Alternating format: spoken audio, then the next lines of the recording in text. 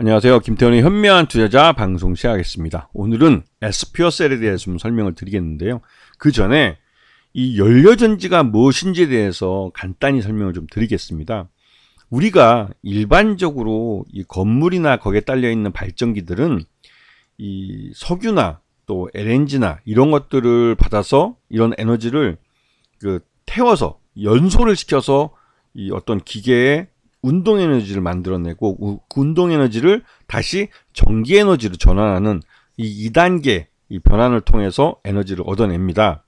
하지만 이 연료전지는 이 전지 안에 화학적 반응을 통해서 곧바로 이 전기 에너지를 만들어내죠. 그렇기 때문에 연료 효율이 굉장히 높습니다. 왜냐면 운동 에너지로 사용되면서 에너지가 거기서 많이 사라져 버리는데, 그리고 나서 그 운동 에너지의 그 운동 결과로서 전기 에너지를 생산해내기 때문에 에너지 효율이 연료 전지와 같이 화학적인 방법으로 만들어낸 것보다 굉장히 낮게 되죠. 그래서 이 연료 전지는 이 에너지 효율이 굉장히 높습니다. 그래서 지금 말씀드리고 싶은 것은 이 저온형 연료 전지와 고온형 연료 전지를 해서 이 작동, 그러니까 화학적 반응이 어느 정도 온도에서 일어나느냐에 따라서 달라지는데, 저온형 연료전지 같은 경우는 이 작동 온도가 50도에서 100도 정도의 온도에서 화학 반응이 일으켜서 전기 에너지를 생산해냅니다. 거기에 비해서 고온 에너지는 550도 이상에서 이 고온에서 화학 반응을 일으켜서 전기를 대규모로 생산해내죠. 그러다 보니 이 고온형 연료전지 같은 경우는 대규모 발전 이럴 때 사용되고, 이 저온형 연료전지는 우리 일반 가정이나 소규모 빌딩 이런 데서 사용되는 연료전지입니다. 그래서 연료전지는 이 발전소라는 것, 발전기라는 것은 개념은 같지만, 이 연료전지는 기본적으로 화학적 반응을 그 내부에서 일으켜서 전기 에너지를 직접 생산해내는 것이고, 기존의 발전기는 이런 그 화석연료를 사용해서 이 화석연료를 태워서 운동 에너지를 만들어내고, 그 운동 에너지에서 전기를 생산해내는 2단계 변환을 거치기 때문에 연료 효율이 낮은 그런 것을 말하는 거죠. 발전기의 형태를 말하는 것이죠. 그래서 이 연료전지는 굉장히 그 전기 효율이, 그러니까 에너지 효율이 높은 그런 그 발전기라고 보시면 맞습니다. 그래서 지금 우리나라도 이런 잽 의무화 세부 로드맵을 통해서, 이거는 이제 민간 공동주택의 제로 에너지 건축물, 즉 에너지를 최소한을 사용해서 그 완전 에너지 자립형 그 건축물을 만들겠다는 것이죠. 이게 2020년부터 꾸준히 이러한 시도가 있어 왔고, 올해 2024년에는 민간 공동주택 30세대 이상에서 이런 잽 의무화를 실시하기로 했지만, 윤석열 정부에서 전격적으로 이를 철회했습니다. 즉 이렇게 이제 그 말 그대로 이런 건물들이 30세대 이하 이런 건물들이 대부분 대도시에는 주로 차지하고 있는데요. 여기서 에너지 자립형이 올라가 버릴 경우에는 원전을 돌릴 이유가 없어지는 것이죠. 즉 탈원전 그 정책 백지화에 대한 명분을 세우기 위해서라도 이러한 그 에너지 제로 형태의 이런 그 뭐랄까 이제 탄소 제로 이런 그 글로벌 협약에 따른 이런 민간 공동주택의 제로에너지 건축물들이 늘어나면 안 되는 것이죠. 또 그런 면도 있지만, 또 한편으로는 이 제로에너지 건축물을 만들기 위해서는 그만큼 정부에서 지원을 많이 해줘야 됩니다. 근데 윤석열 정부는 그럴 돈이 없죠. 여러 번 말씀을 드렸지만, 이 윤석열 정부는 지금 현재 상태에서 재정적으로는 테크니컬 디폴트 상태라고 할 수 있습니다. 즉 파산했다는 거죠. 그렇기 때문에 윤석열 정부는 기본적인 정부 역할 외에는 복지나 이런 그 미래를 위한 투자는 전혀 하지 못하고 있습니다. 그만큼 윤석열 정부가 무능해질 수밖에 없는 거죠. 자, 오늘 말씀드리는 에스퓨어셀에 대해서 좀 말씀드리면, 이 에스퓨어셀은 앞에서 말씀드린 그 연료전지를 만드는 회사고, 특히나 수소연료전지를 특히나 잘 만들고 있고, 그 연료전지 중에 PMFC라는 것과 SOFC라는 연료전지를 주로 만듭니다. 이 PMC는 아까 말씀드렸던 고분자 전해질을 이용한, 그러니까 그 저온에서 그 일반 가정에서 쓸 수 있는 연료전지를 말하는 것이고요. 그다음에 고온형 연료전지의 SOFC 고체 산화물 이 연료전지는 말 그대로 대규모 발전하는 데 사용되는 그런 것을 말하는 겁니다. 연료전지를. 그래서 에스퓨어셀이 만들고 있는 연료전지는 모빌리티용에서도 사용이 가능하고 발전용으로 사용돼요. 특히 이 주력으로 삼고 있는 건 지금 현재 건물용 연료전지입니다. 실제로 여기서 대부분의 매출을 일으키고 있죠. 그리고 발전용 연료전지는 향후 미래 먹거리로 지금 기술을 개발하고 있고 이 시장에 진출하기 위해서 준비를 하고 있는데, 이 부분은 대규모 발전소를, 그러니까 대형 빌딩이죠. 한 20, 30층 빌딩 이런 것들의 에너지원을 교체하는 것이기 때문에 이거는 그 각종 제도나 이런 것도 정비가 필요한 겁니다. 지금은 한국전력에서 각 지역에 있는 발전소, 수력발전소도 원자력발전소도 화력발전소를 이용해서 대규모로 전기를 생산해서 그 송전탑을 이용해서 각 도시에 또 뿌려주는, 이런 중앙에서 한꺼번에 보내주는 전력 형태였다면, 이 연료전지를 이용한 발전은 개별 건물, 개별 수용가, 개별 사용자가 직접 자신들이 필요로 하는 에너지를 직접 생산해서 사용하는 거기 때문에 기존의 에너지 그러니까 송전 같은 시설이 필요 없게 됩니다. 그렇기 때문에 에너지 시장 자체가 굉장히 급변하게 되는 그런 상황이죠.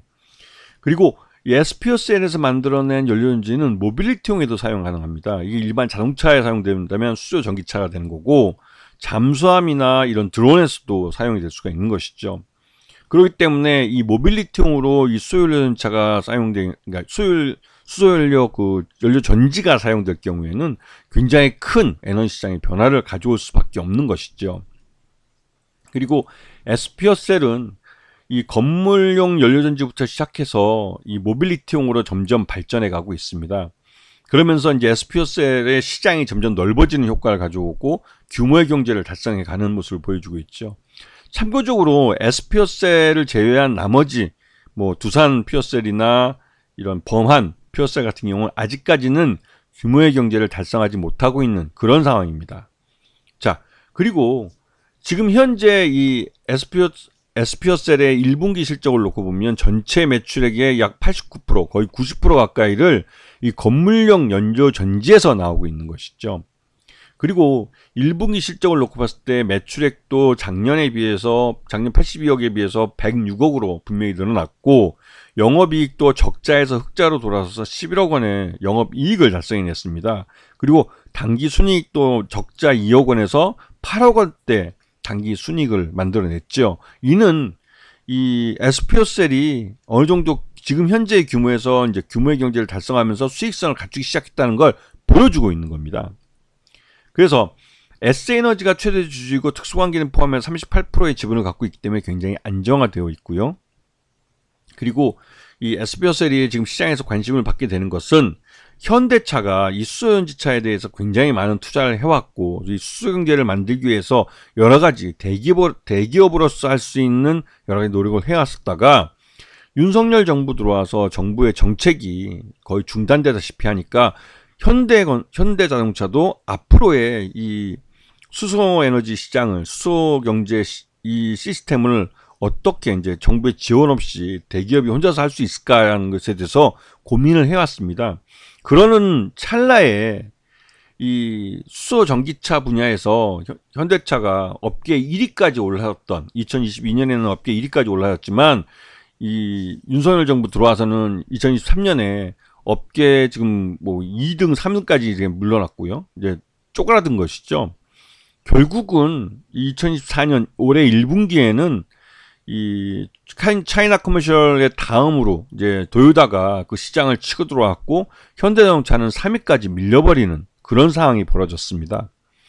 이거는 현대차로서는 이 시장 기득권을 갖고 있는, 그러니까 주도권을 잡고 있다가 주도권을 놓치게 된다는 그런 결과를 나왔기 때문에 현대차가 이제 더 이상 윤석열 정부에 기대지 않고 독자적으로 이 수소연료 전지차 시장의 성장을 위해서 본격적으로 투자를 하겠다는 것을 이번에 미국에서 액트 엑스포 2024에서 발표를 한 것이죠. 이게 물론 북미 시장을 중심으로 북미 지역의 수소 상용 밸류체인을 만들겠다는 것이고 확장해 가겠다는 것이고, 이거는 미국이라는, 또 미국과 캐나다라는 거대한 선진화된 도시 시스템을 갖추고 있는 국가고, 또 미국도 이런 수소연료 전지에 대한, 그러니까 수소연료 시장, 수소 경제에 대한 투자를 미국도 친환경 정책에 대한 일환으로 투자를 많이 하고 있기 때문에 현대차가 우리 국내에서 그 윤석열 정부는 믿지 못하겠다고 하고 이 북미의 미국이나 캐나다 정부의